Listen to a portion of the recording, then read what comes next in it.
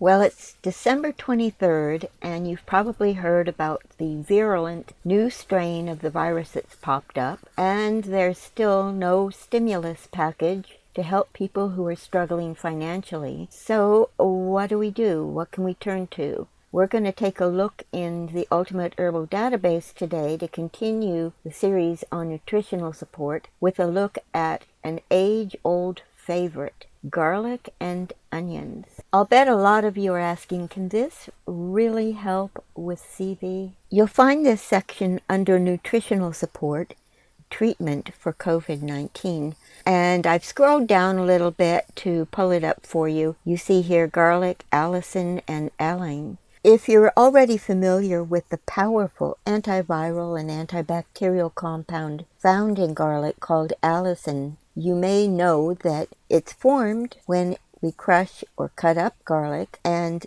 it disappears quickly when it's cooked, or we eat it because it is transformed through the digestive process quickly into about 200 different metabolites, organosulfides. So when we want to make sure that we're getting enough allicin that's going to last long enough in the body and be bioavailable to do its magic, that's when we buy garlic supplements with stabilized allicin. However, if you go to this PDF, Allicin Bioavailable and Bioequivalents from Garlic Supplements and Garlic Foods, it's very thorough and shows that allicin sticks around longer in the body than we originally thought. It compares different types of garlic supplements to find out how much allicin is in them. And to my surprise, they showed that even cooked garlic, where the enzyme has been destroyed that creates allicin, there's still allicin available. It's broken down, as I said, into many different metabolites, and most of those are going to be doing some good work in the body.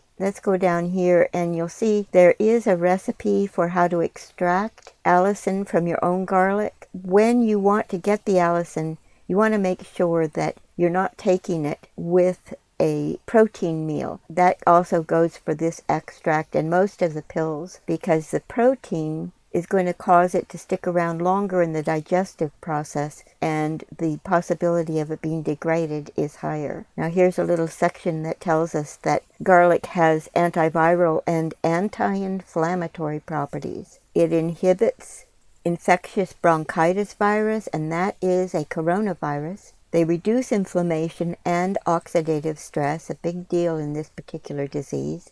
Garlic compounds also significantly inhibited the production of pro-inflammatory cytokines, another plus for garlic. Now, besides the organosulfides, it has a huge mix of phenols and acids, and those inhibit viral replication.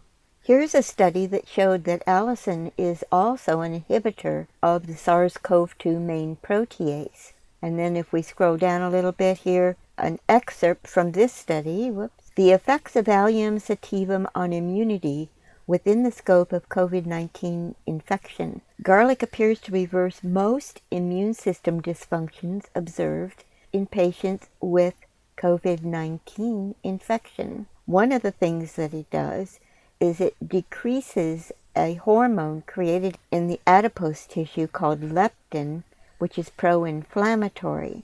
Allium sativum may be an acceptable preventative measure against COVID-19 infection to boost immune system cells and repress the production and secretion of pro-inflammatory cytokines, as well as an adipose tissue-derived hormone leptin, having the pro-inflammatory nature. Another study about garlic as a protease inhibitor. Here's a study that says it's a potential unique therapeutic food rich in organosulfur and flavonoid components to fight with COVID-19. Organosulfur, that's allicin and aline, and the flavonoid quercetin compounds are responsible for immunomodulatory effects of garlic. Viral replication process is accelerated with the main structural protease of SARS-CoV-2. The formation of hydrogen bonds between the serine-type protease and garlic bioactives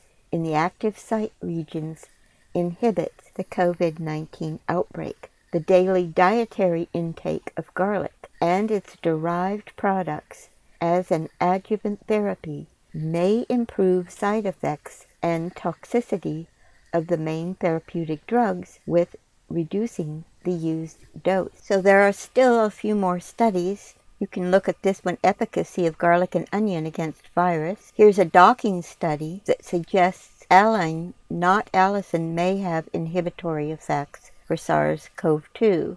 Allicin may have some effects on red blood cells, which is also one of the targets of the SARS-CoV-2 virus. And in general, garlic's ingredients can cause oxidative damage to red blood cells at high doses. That's a caution. That's why we don't take too much of it. That's why we don't take it every day. There lies the question. In what concentration does aline have inhibitory effect for SARS-CoV-2? And in what concentration do the metabolites of aline negatively affect oxygenation by attacking red blood cells and hemoglobin? You can find out more about garlic's antiviral properties by clicking on this link to antiviral garlic studies. But right now I want to go to garlic itself. There we go. We'll click on here because I want you to see the cautions and the dose. Here we are, and I'm going to click on cautions. There are a lot of them. It's an anticoagulant, so you don't want to mix too much garlic with vitamin E or aspirin or any other herbs that have an anticoagulant effect, like cat's claw, ginger, ginkgo, ginseng, or feverfew. Be careful if you have diabetes, because it can lower blood glucose levels. Don't use in large amounts if you have a thyroid dysfunction. It can interfere with iodine metabolism. Don't ingest in large quantities during pregnancy and lactation. Large amounts could induce labor. Small amounts used in cooking are safe. Don't use in medicinal doses for children under 10 years of age. It interacts with aspirin and warfarin, causing increased bleeding by inhibiting platelet aggregation. A blood thinning effect. It appears to possess antithrombotic activity, so be careful if you're on anticoagulants. It may interact with ginkgo, hypoglycemic, and then we get into the energetics for those herbalists who understand what herbal energetics are all about, because it's hot and dry and stimulating. It's contraindicated in deficient yin, fluids, and blood conditions. So I'm going to leave this part for you guys to come in the database and check it all out. And here's some studies about some of the negative effects. So let's go to preparation and dose. All right, you can take it in a tincture or extract, crushed garlic, rubbing it on toast. Here's that recipe again. When you make a garlic oil, you should always make it fresh, because if it sits around, it can grow botulism. Here's an antibiotic sandwich, a cold compress. 4 raw cloves a day. No more than 8 cloves a day can be taken in acute conditions such as infection. So you just take 2 cloves, 1 or 2 cloves at a time, spread throughout the day. Smaller doses are sufficient for stimulant functions, larger doses for antiseptic one. All right, let's move on to onions.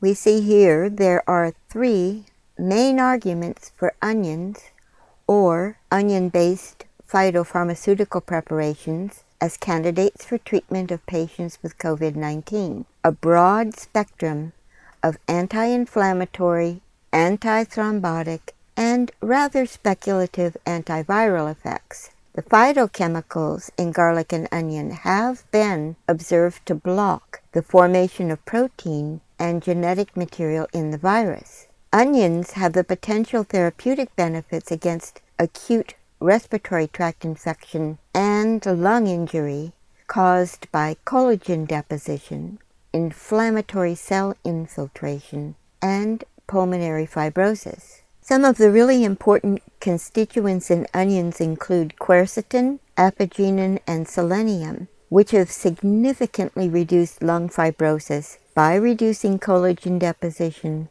Those decrease inflammatory cell infiltration, and they reduce the alveolar wall thickness while increasing the alveolar airspace. Also, quercetin has been shown to reduce levels of fibrosis markers. Quercetin's also ameliorated lung damage by enhancing levels of antioxidants, reducing expression of oxidative stress, and decreasing inflammatory markers. Another cool thing about quercetin is that it's an ionophore for zinc, and what that means is it helps zinc enter into the cell. Zinc, of course, in the cell is going to help us fight the virus there. Onions contain a lot of quercetin. Most of it is in the skin or peel. So when you're using your onions, save the skin, stick it in the freezer, and when you get enough, you can cook it into a broth that you can use as a soup base, and it's going to be high in quercetin. Now, there's another phytochemical here, apigenin, and what it did was, in this study, it reduced expression levels of fibrotic markers. Onions are also high in thiosulfonates. You can see here a description of some of the really important functions it performs, but I just want to emphasize this. It suppresses histamine release from human granulocytes and human adenoidal mast cells. And then we've got a couple more studies emphasizing the usefulness of using onion for COVID-19. This one that says anti-inflammatory substances from onions could be an option for treatment of COVID-19. That's a hypothesis. And then we have the screening of potent inhibitors against 2019 novel coronavirus from garlic and onion. It lists a number of different substances, and they tested them to see which could be potential inhibitors of the spike protein. Out of 7 selected compounds, align from garlic showed the best binding efficacy. If you're curious about what makes garden onions such an important medicine, be sure to stop by this area of the database and read the studies. You can learn how to make an onion syrup, which is great for colds, flu, and this illness. How to make an onion poultice. There's an onion essential oil and, of course, some recipes. And up at the top, there's a scroll bar, which tells you that there's more there than meets the eye. We'll have to scroll to see everything, but these are some of the things that it does. It's good for antihistamines. It's for type 2 diabetes. It inhibits lipid peroxidation. It's a prebiotic. Helps with nicotine toxicity. Anti-mutagenic. Atherosclerosis, enlarged heart, cholera, endometrial hyperplasia, gallstones. Powerful, powerful medicine. So my friends, that's it for garlic and onions. Be sure to subscribe to the database as well as the channel. I'll be back soon with another video about nutritional support for prevention and treatment of CV. See you soon. Bye-bye.